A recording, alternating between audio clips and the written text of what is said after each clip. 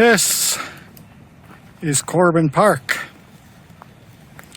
in North Spokane in the Emerson Garfield neighborhood. This is a long longitudinal park. It goes for a couple blocks this way, and it's 1 block wide in this direction. This is my first time here. I've been close to here in North Spokane, but I haven't been in this neighborhood. So this is not too far from Division Street and the North Town Mall, which are very commercial areas and pretty strody, as I've mentioned when I made the video of North Town Mall. And just a couple blocks from here, and this is common for a lot of places in Spokane, I think I said that in Millwood, but just a couple blocks from here, we're in a residential neighborhood. Houses here, to me, look a little older, a little grander than in a lot of places in South Spokane. We do see some type of like bungalow and craftsman construction, but a lot of it looks a little bit older, but I'm not sure about that. So much like Comstock Park, this is a neighborhood park that's a little bit different than the average neighborhood park. Has a few more facilities. Over there you can see tennis courts. But this is still basically a neighborhood park, not a citywide destination park and not a natural park. It's basically a big, wide courtyard facing these streets with all these nice houses. So nice neighborhood amenity, but not what I would call like a gigantic, super important park. Not what I would call a destination park.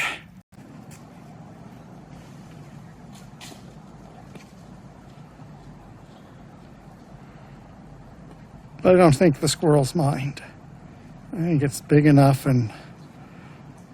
them and provides what they need.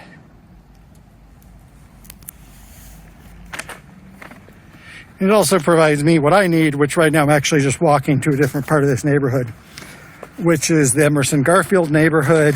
And like a lot of times with neighborhoods, I don't know how local or current that term is, or whether it conforms to what local people think that neighborhood is if they use it. But this is an official designated neighborhood association of the city of Spokane, Emerson Garfield. This is the neighborhood that's north of downtown on the north side of Spokane River. It includes residential and commercial areas. And we've seen and are seeing some of those residential areas. I don't think they all look exactly like this. And we're about to see some of those commercial areas before hopping on a bus to go back home. A few blocks from the park, the houses are a little bit smaller and look a little bit more modern. This still looks like a very nice residential neighborhood. And one thing today is I'm just walking through a part of this neighborhood. It is the core part, but it's just a part. So there might be residential areas stretching out from here or commercial areas with much different characteristics. So this is just a section, but I'm enjoying it.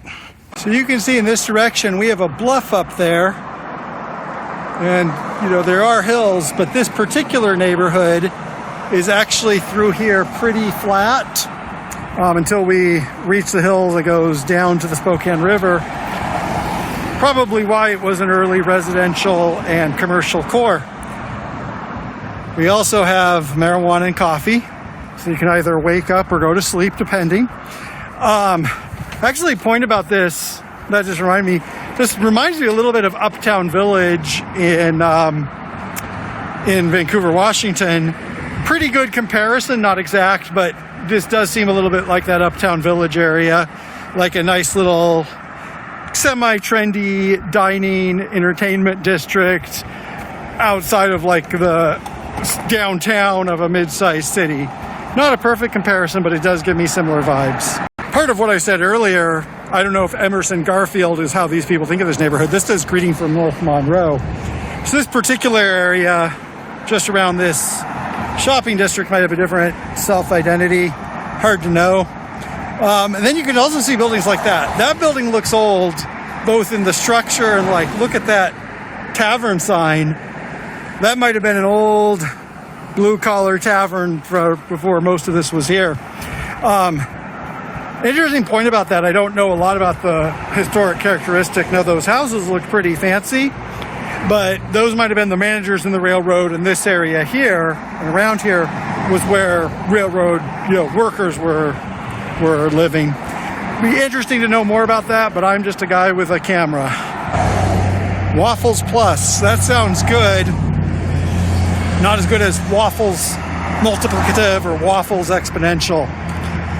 But yeah, that's the type of restaurant is here. Reminds me back of 2000s in Portland and going with a friend with a trendy waffle joint, whatever that meant. We also have Indian food here. Waffles, Indian food, Mexican food, blue-collar taverns. We have the gamut here. So, point about that, one of the reasons why I wanted to show a neighborhood like this is I wanted to show it in contrast to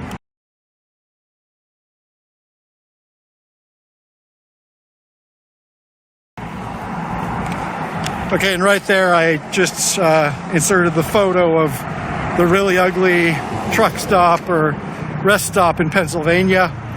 So, a lot of times, like, these images exist in a echo chamber where they get repeated, and I want to show what an average area in a mid-sized metro is like. This is how a lot of people in the U.S. live. You have Indian food, and you also have Napa Auto Parts 2 blocks ahead. It's the reality of life for a lot of people in America. It's not all the worst images of like suburban sprawl and chain stores and stroads. It's also not like all a big city, either in the negative or positive implications of what you might think a big city is like. It's just this. Lots of diverse businesses, small businesses, a couple of chain businesses, including pretty basic hardware stores like Napa Auto Parts, residential neighborhoods, big houses, apartment buildings, small houses, all mixed up. This is what a lot of what I live around looks like. Also, a lot of weed. Might be more focused here because I believe in Washington there are rules about where you can locate dispensaries, cannabis businesses. So maybe that's why this street is far away from schools or something. Also, you see stuff like this that building also looks from an earlier era. Look at that cinder block construction. That looks like just post-World War II, very efficient, bland construction, and when there was actually tailors that people would go to. So, yeah, this street is a history lesson, isn't it? An adult education center in what looks like to be a converted hardware or grocery store. Actually, that loading dock makes me think more grocery store. I was a community college GED teacher, so that's the type of place where I worked, not exactly in that form, but more or less. And then on the other side of the road, we see, some nice classical 2-story buildings. That might have originally been, it might still be residential above retail, which is coming back as a building pattern. That looks like an old train station almost. I don't know if that's a copy or something else. So I think actually after this neighborhood comes to an end, so will my narration. By chance, the bus that goes down this street, the number 4 bus, after it reaches downtown, continues as the bus that goes through my neighborhood. So that's one reason I'm here today, is to, because it was a convenient place to go. Cool down a little bit so I could go out after work, but it is getting late, and I am looking to go home before it gets dark. Another cute little vintage business below what looks to be old residential apartments, maybe with clawfoot tubs. Follow this road. This actually goes up to Audubon Park, the area I came back through when I went to Bull and Kettle. And I'm trying to cross this weird 5-way intersection, get away for a bus, and that will be pretty much the end of this trip today. So, got a chance to see one more neighborhood.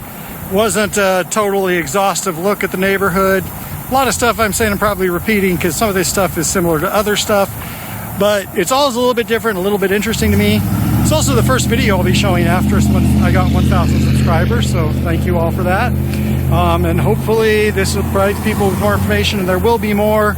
Some of it might be more than just a walk around the neighborhood too, but for now, I'm going to go get on this bus. Especially we have a flat panel display. I know how long I'll have to wait.